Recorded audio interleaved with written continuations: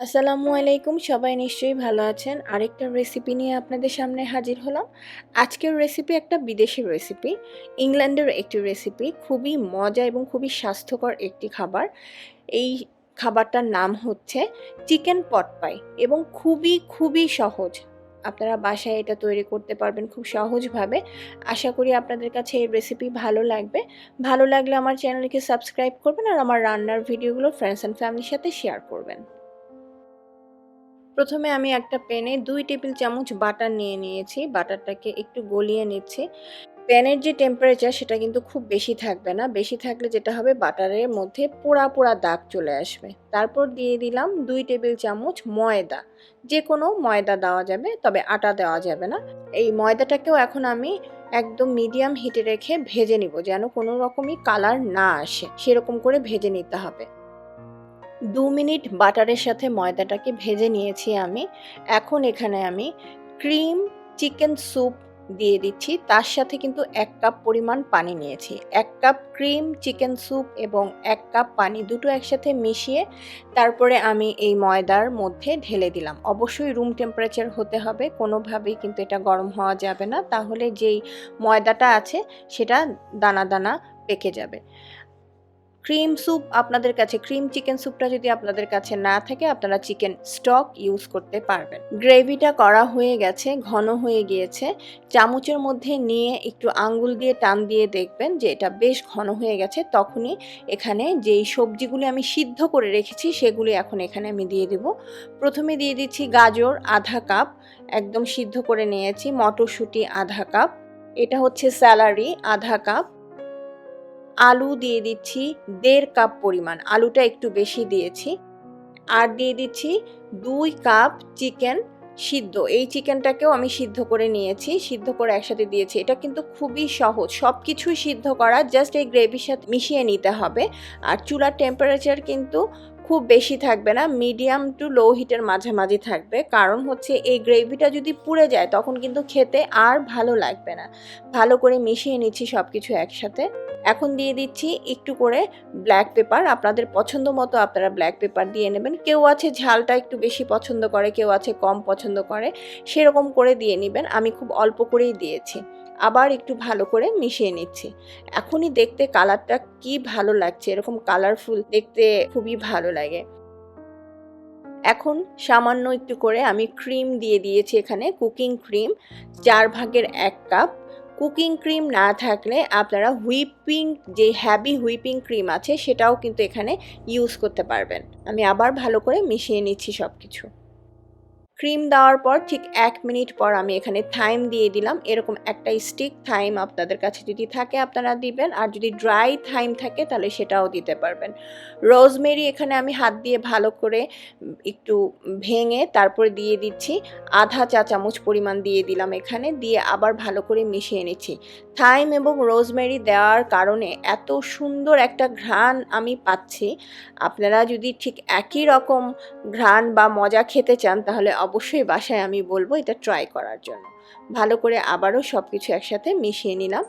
খুবই সামান্য একটু পাপরিকা দিয়ে দিয়েছি, 1/4 চা চামচ, মানে খুবই অল্প একটু, যেন কালারটা না আসে, আবার একদম সাদাও যেন না থাকে। দেখেন এখনই কিন্তু একটু একটু কালারটা একটু ডিফারেন্ট হয়েছে।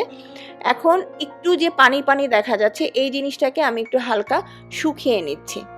হয়ে গেছে, আমি চুলাটা অফ করে দিয়েছি, কারণ আমার চুলা হচ্ছে হিটার, যার জন্য আমার অফ করে দিতে হয়েছে, কারণ হিটারে অনেক টেম্পারেচার থাকে সেই জন্য। আর গ্যাসের যাদের গ্যাস আছে তাদের তো খুবই ইজি রান্না করা। এটা আমি এখন নামিয়ে ঠান্ডা করে নিয়েছি একটা বোলের মধ্যে নিয়ে।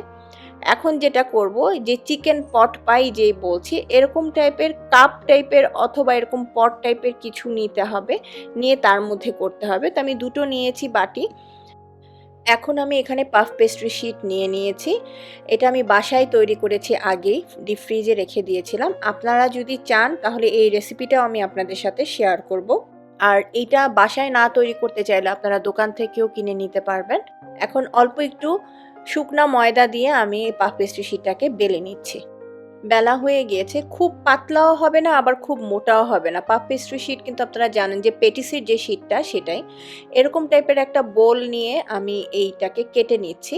আমি যেই পটটা নিয়েছি, মানে আপনাদের কিন্তু প্রথমেই আমি দেখিয়েছি যে কোন পটের মধ্যে, মানে চিকেন পট পাইটা যে করব, একটা বাটি নিয়েছি গর্তওয়ালা, সেটার থেকে এই যে আমি উপরের যে অংশটা আরেকটা বাটি দিয়ে কেটে নিচ্ছি পাফ পেস্ট্রি শিটটাকে, এই পাফের এটা ওই বাটির থেকে তুলনামূলক 1/2 ইঞ্চি বড় হতে হবে, কারণ আমি এটাকে কাভার করব। আপনারা দেখতে পাবেন, আমি আগে কেটে দেখাচ্ছি। দুটো আমি কেটে নিচ্ছি। কাটা হয়ে গেছে। এই যে দেখেন, যে বোলটা নিয়েছি, এই বোলের মধ্যে যে চিকেনটা আমি রেডি করে রেখেছিলাম, ভেজিটেবল এবং চিকেন একসাথে, সেটা আমি দিয়ে দিচ্ছি পরিমাণ মতো। এখন একটা ডিম নিয়ে খুব ভালো করে ফেটে নিচ্ছি। আমি আপনাদের সুবিধার জন্য জাস্ট ভিডিওটা আপনাদের সাথে শেয়ার করার জন্য আমি দুটো চিকেন পট পাই জাস্ট আপনাদেরকে দেখাচ্ছি। আমি যেই হিসাবে করেছি সেটা দিয়ে কিন্তু প্রায় 8টা চিকেন পট পাই হবে। তা আমি শুধু দুটো আপনাদেরকে বেক করে দেখাবো। এই যে পানিটা নিয়েছি, এটা হচ্ছে জাস্ট নর্মাল কলের পানি। এটা দিয়ে আমি সাইডটার মধ্যে পানিটা লাগিয়ে নিচ্ছি। উপরে যে পাফ পেস্ট্রি শিটটা লাগাবো সেটা যেন আঠার মতো কাজ করে। দেখেন, আমি কিন্তু বাটির থেকে তুলনামূলক একটু বড় সাইজ করে এই রুটির আকারে কেটে নিয়েছি গোল করে। যদি এটা বরাবর একদম বাটির সমান হতো তাহলে যেটা হতো সেটা ভিতরে ঢুকে যেত।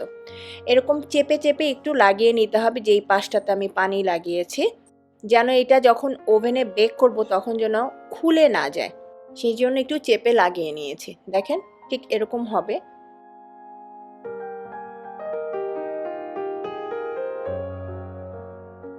এখন আমি উপরে ডিম ব্রাশ করে দিচ্ছি। এই ডিমটা ব্রাশ করার কারণ নিশ্চয়ই আপনারা অনেকেই জানেন, জাস্ট একটা কালার আসার জন্য, সুন্দর একটি রং আসার জন্য, এবং উপরটা যেন ক্রিস্পি হয় সেই জন্য এই ডিমটা ব্রাশ করে নিচ্ছি। এই চিকেন পট পাই খেতে খুবই খুবই মজা। আমি আবারও বলছি, আপনারা একবার হলেও বাসায় ট্রাই করবেন। খুব পছন্দ করবে বাচ্চারা এবং বয়স্করা, বা আমাদের এইজের যারা আছে তারাও খুবই পছন্দ করবেন। এটা খুবই মজা এবং একটু ভিন্ন রকম এই খাবারটা। ডিম ব্রাশ করা হয়ে গেল। এখন আমি একটা ট্রের মধ্যে এই দুটো বাটিকে নিয়ে নিয়েছি। 400 ফারেনহাইটে আমি সবার আগে 10 মিনিট ওভেন প্রিহিট করে নিয়েছি। তারপর এখন এই 400 ফারেনহাইটে 30 মিনিট আমি বেক করে নিচ্ছি। 30 মিনিট পর আমি বের করে নিয়েছি, একদম গরম গরম। দেখেন কি সুন্দর লাগছে, একদম ফুলে উঠেছে, ফুলে ফেটে গিয়েছে। একটা আমি আপনাদেরকে জাস্ট দেখাচ্ছি এটা কি সুন্দর হয়েছে, এবং এটা বেশ ক্রিস্পি কিন্তু। এখন মাঝখান থেকে কেটে এটার ভিতরে যেই খাবারটা আছে সেটা নিয়ে খেতে হবে, একটু ফ্যান্সি টাইপের। এবং পরে যে শেলটা আর কি দিয়েছি, পাফ পেস্ট্রি যে শিটটা, সেটা সহ এটা যখন খাবো সেটা সত্যি খুবই মজা লাগবে। আশা করি আপনাদের কাছে এই রেসিপি ভালো লাগবে। এখন আমি একটু কেটে নিচ্ছি, কেটে আপনাদের ভিতরটা দেখাচ্ছি। এত গরম আমার হাতে লাগছে ভাবটা। আমি খুব সাবধানে কাটছি। দেখেছেন, চিকেন পট পাই আসলে একদম পটের মধ্যে, একটা পটের ভিতরে চিকেন দিয়ে মনে হচ্ছে রান্না করা হয়েছে, ধোঁয়া বের হচ্ছে। এই যে কাটা যে অংশটা, এটা কিন্তু ফেলে দিবেন না, খেয়ে ফেলবেন, এটা কিন্তু খুবই মজা। এই যে দেখেন, দেখতে কি দারুণ লাগছে। আমি আবারও বলছি, আপনারা বাসায় এটা ট্রাই করবেন। যারা যারা ট্রাই করবেন অবশ্যই কমেন্ট সেকশনে কমেন্ট করে জানাবেন আপনাদের কাছে কেমন লেগেছে। নতুন কোনো রান্না বা নতুন কোনো কিছু জানতে চাইলে অবশ্যই আমাকে কমেন্ট সেকশনে কমেন্ট করে জানাবেন, আর সেটা অবশ্যই রান্না বিষয়ক হতে হবে। সবাই ভালো থাকবেন। আজকের রেসিপির আয়োজন এখানেই শেষ করছি। আল্লাহ হাফেজ।